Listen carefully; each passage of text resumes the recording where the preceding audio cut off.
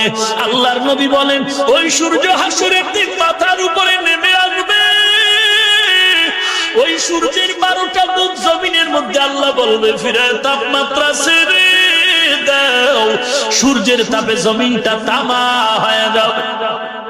বেঈমান গুনাহগারের মাথার মগজগুলো টাস টাস করে ফেটে যাবে, পায়খানার রাস্তা দিয়ে পেটের নাড়ি বুড়ি পড়ে যাবে।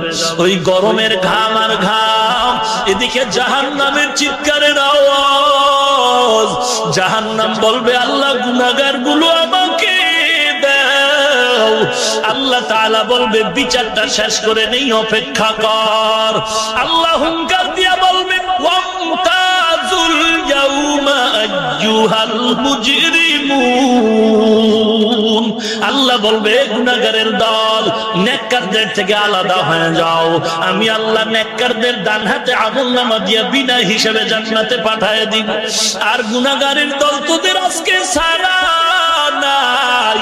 দুনিয়াতে জুলুম করেছো, বিচার হয় না, আজ আমি আল্লাহ বিচার করে তোদের আমলনামা বাম হাতে দিব। গুনাহগারের কান্না কান্না কান্না, এমন কান্নার আওয়াজ শুরু হয়ে যাবে, পানি শেষ, রক্ত পড়া শুরু হয়ে যাবে। আল্লাহ বলবে ফেরেশতা এই বেঈমান গুনাহগারের আমলনামা বাম হাতে দিব, তবে সোজা ভাবে না। এই বেঈমানের মুখটা মাঝখান দিয়ে ছিদ্র বানায় দে, ছিদ্র বানায় বাম হাতটা ঢুকায় পিঠের থেকে বের করে দাও।